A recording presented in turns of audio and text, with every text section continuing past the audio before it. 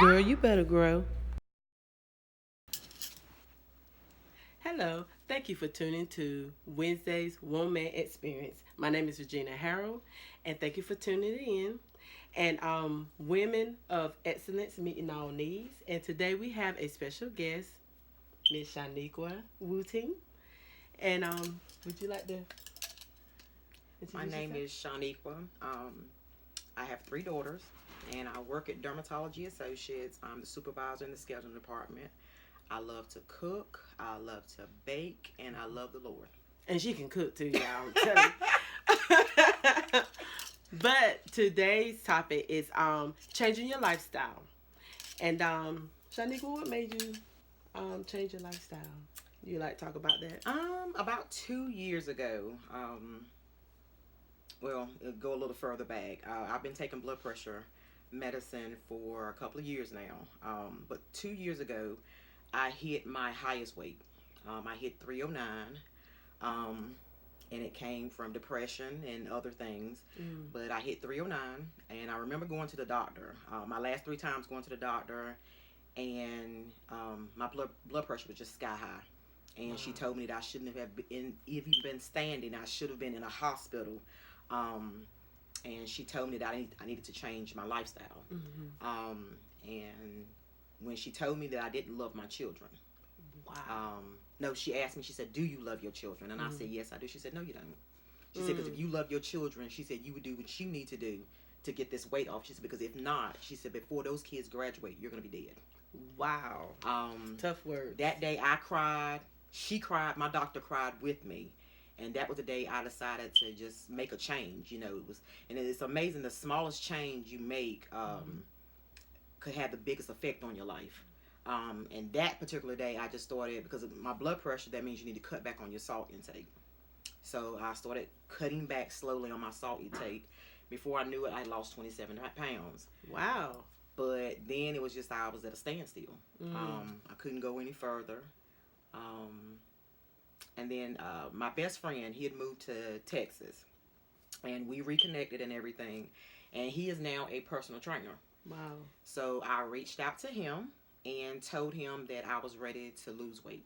I was ready, to do better, to be better, to live better, for myself and my kids. And so he started writing me out meal plans.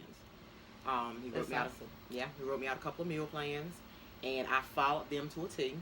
I got a membership at the gym, and I started working out 5 to 7 days a week. Wow. And with the meal plan, with working out, I ended up dropping 111 pounds. Wow. Yeah. Naturally. I mean, naturally. That is awesome. 111 pounds, yeah. Wow. Of course, I've had several people, and it's funny because even before, people started asking me, the Lord had already told me that people were going to start saying that and questioning whether or not I had gastric bypass or whatever. And the craziest thing is I went to a cookout, and lo and behold, someone asked me, well, we thought you had gastric bypass. I said, no. Ain't that something? I said, I did it on my own. Well, with the help of my best friend, of course. But, yeah. Wow. Yeah. And she said something that was very important that we really don't look at, including myself, is when it comes down to your health. And even though we feel like we skinny but if we have never been this weight before, and once we start packing on all these pounds and stuff, it does affect our health, the blood pressure, the diabetes, and it's tough for the doctor to tell you and ask you the question, do you love your children? That is tough. Yeah, it was eye-awakening, I'm telling you. It really was. And I mean, just the thought of, just that fast when she said that, I immediately just broke down crying, because just that fast, it was like I had a flash.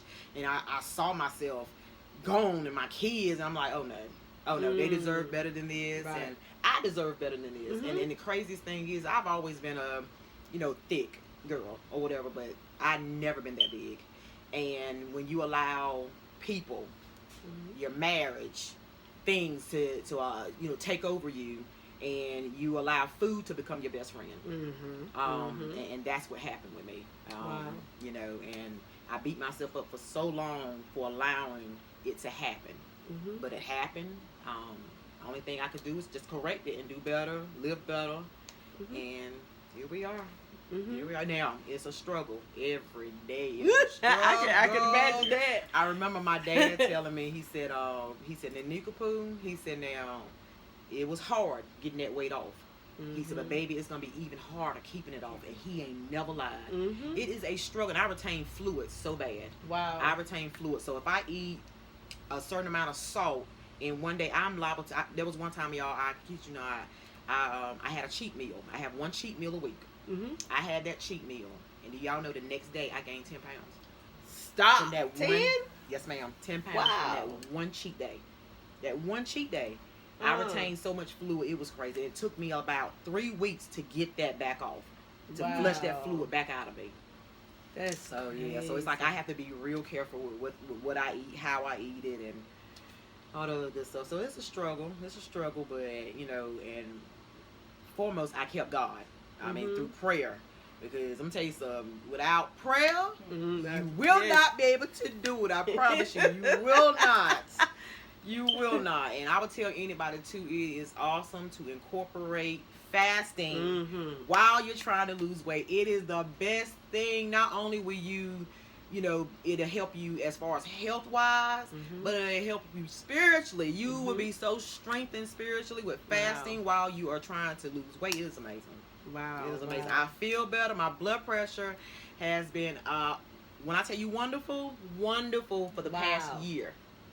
Last year. And I asked, I was like, oh, well, can you take me off the blood pressure medicine? Of course, she said no. Because I've been on it for so long. She told me with black, with African American, we've been on it for so long, they have to wean you off of it. So she did cut one of my pills half. So I'm 1.5 pills. Oh. They're good. Yes, that's ma'am. good. Absolutely. Absolutely. And what I like about your story is, even though you were in the situation you were in, you didn't stay there. I didn't. You moved. I didn't. And that's what we have to realize, that we don't have to stay in that situation. We have to do something about it. Because once we take that one step, God gonna take two. And I'm glad that you changed your lifestyle. I am too. Because we need you here too. Y'all do. Y'all need me now. You don't want to admit to it sometimes, but you do need me. You need me. But absolutely. But staying where I was not an option. It just was not an option. And I know that there's a calling on my life. I know that there's some ministry. There's some work that I have to do. And with the way I was going, I wasn't going to make it there. I wasn't going to make it. But I thank God I am where I am now. And I still have a little ways to go. Have a little bit more weight to lose. But I'll get there. Take my time. You look good, girl. Thank you, girl. And I would say this also, that it's okay if a true friend, if they see, someone with health issues or someone that's going through the situation she went through, eating wrong or not doing the right thing, it's okay to say, hey, don't you think you need to back up a little bit from that, and start help them. Don't talk about them. Absolutely. And if you see them wearing something that's not flattering, a real friend would say, hey, babe, that don't look right on you. That out of love. Absolutely. Out of love. It's okay. Because as queens, we fix crowns. We don't tip them.